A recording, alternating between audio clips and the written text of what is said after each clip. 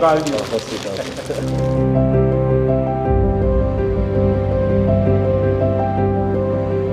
हिंदुस्तान के गांव का एक लड़का जब दुनिया में नाम रोशन करता है तो अच्छा लगता है।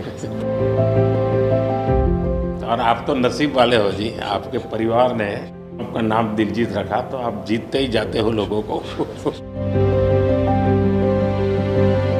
हम पढ़ते थे, मतलब ये लिखा हुआ सब जगह और खुद कि मेरा भारत महान, लेकिन मेरा भारत महान मैंने इस टूर में एक्चुअल जाना सर। जब मैं भारत घूमा ना जी पूरा, तो मेरे को पता चला ये क्यों कहते हैं मेरा भारत महान। सचमुच में भारत की विशालता एक अपना शक्ति है हाँ जी। जी। ये बेनिफिट जनसंख्या इसलिए मिलता है ऐसा नहीं है, हम लोग एक वाइब्रेंट सोसाइटी है।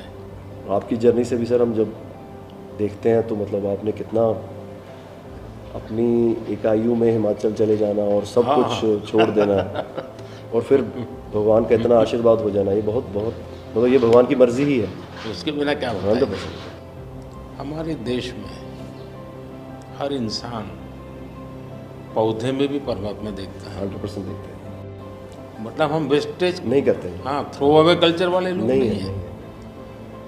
रिसाइकल रीयूज अभी दुनिया में नाम आया है, हमारे तो ब्लड में है। हाँ जी दुनिया को इसका पता नहीं है। जी, कभी आप अपने कार्यक्रमों के द्वारा ये ज़रूर कर सकते हैं जी। कि भारत के लोग पर्यावरण की रक्षा कैसे करते कैसे हैं। करते हैं? अब जैसे मैंने अभी ये कार्यक्रम चलाया, एक पेड़ माँ के नाम, अपनी माँ को याद करते हुए, माँ जिंदा है तो माँ को साथ ले जाओ और पेड़ लगाओ, माँ की जीवन स्मृति बन जाएगी वो। और माँ जिंदा नहीं है हाँ, तो फोटो लेकर के जाओ, लेकिन माँ को कहो माँ तुम्हारे लिए ही। हमारे लिए पेड़ है। तो अपनी माँ जिसने हमें जन्म दिया और ये धरती माता जो जीवन देती है, दोनों को हम एक प्रकार से जी आज करोड़ों लोग ये काम कर रहे हैं। हाँ, भारत में सबसे बड़ा अगर कोई जादू जिसको कह लो तो वो योग है। और जिसने योगा को अनुभव किया है वो उसकी ताकत जानता हाँ है। जी सर। आपको ये बाहर जाते हैं तो अनुभव क्या आता है, संगीत के इतने बड़े समारोह में जाते हैं तो बाकी लोगों की भाषा, उनकी स्टाइल, नए इमोशंस होते हैं। जी जी सर, मेरे को लगता है सर जैसा उन्होंने बना दिया एक कोचेला को एक फेस्टिवल, या और भी फेस्टिवल्स बड़े होते हैं, हम तो बहुत ज़्यादा बड़े कर सकते हैं यहाँ पे सर। और लोग दुनिया भर से ट्रैवल करते हैं ऐसे फेस्टिवल्स के लिए। तो हमारा तो इतना रिच कल्चर है, अगर हम ढाबे में बैठ के भी खाना खा रहे हैं और कोई राजस्थान में गा रहा है तो इतना सुरीला गा रहा है कि बंदा बोलता है कि मैं गाना छोड़ दूं यार, ये इतना अच्छा गाना गा रहा है। और मैं प्रोफेशनली गाता हूँ, ये बंदा प्रोफेशनली गा भी नहीं रहा और मेरे से अच्छा गा रहा है। इतनी ज़्यादा उनके अंदर कला है।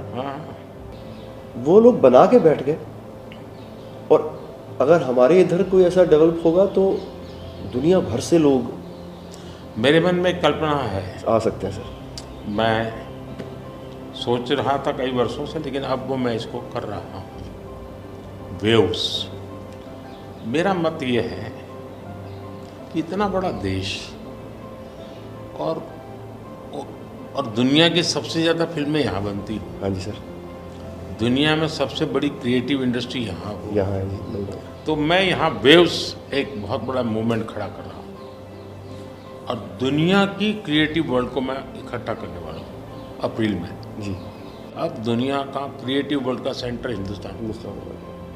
मैं एक बार जर्मनी की चांसलर मर्कल जी। तो हम मिले, तो उसने मुझे संगीत का विषय निकाला। तो मैंने उसको कहा कि मेरे देश में सूर्योदय के पहले संगीत हो ये अलग है और सूर्योदय के बाद अलग उसका है। टाइम अलग है। हाँ जी। मैंने कहा मेरे अलग अलग प्रहर मेरे यहाँ होता है, हर प्रहर का संगीत होता है। फिर मैंने कहा सैड सिचुएशन है तो एक संगीत है, जॉय है तो एक है। तो फिर उनको बड़ा इंटरेस्ट लिया।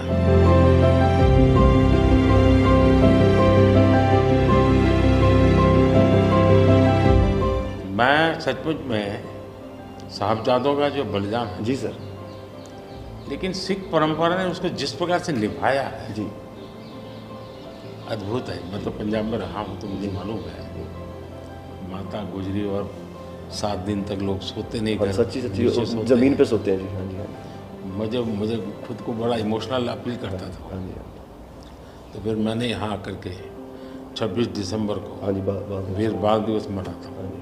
और मैं देश के हर बच्चा को चाहता हूँ कि वो समझे कि कैसे वीरता होती थी, जी सर।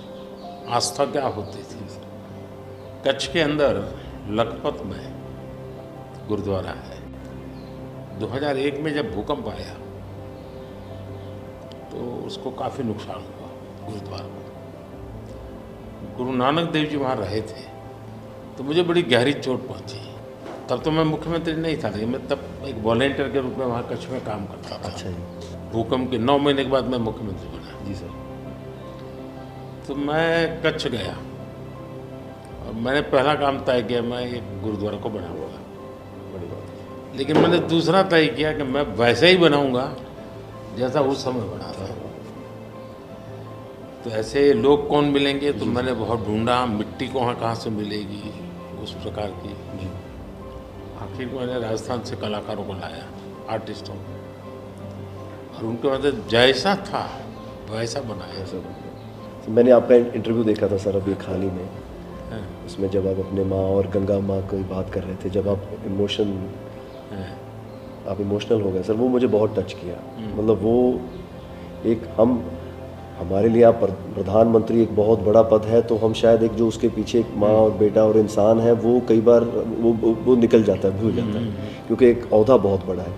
लेकिन वो जब आप अपने माँ को लेके और गंगा मैया को लेके, वो जो आपका वो दिल भरा, वो टच होता है सर। पता चलता है कि ये एक्चुअली ये दिल से बात निकली है, तभी दिल तक गई।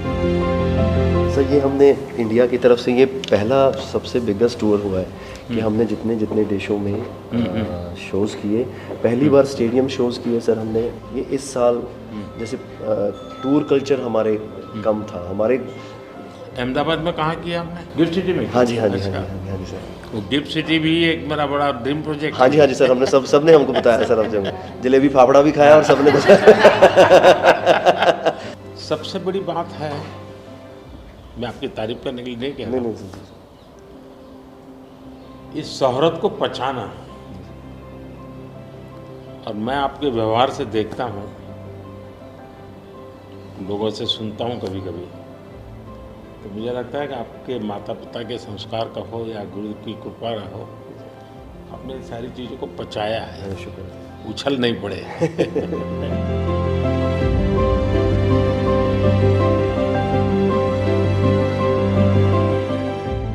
ਉਹ ਕਹਿੰਦੇ ਕਿੱਥੇ ਹੈ ਤੇਰਾ ਰੱਬ ਦਿਸਦਾ ਹੀ ਨਹੀਂ। ਮੈਂ ਕਿਹਾ ਅੱਖਾਂ ਬੰਦ ਕਰ, ਧਿਆਨ ਧਰ ਮਹਿਸੂਸ ਕਰ।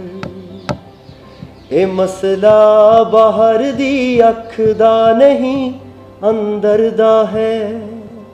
ਮੈਂ ਕਿਹਾ ਅੱਖਾਂ ਬੰਦ ਕਰ, ਧਿਆਨ ਧਰ ਮਹਿਸੂਸ ਕਰ। गुरु नानक ता अंग संग है, तू ही बस गैर हाजिर है। गुरु नानक, गुरु नानक, गुरु नानक।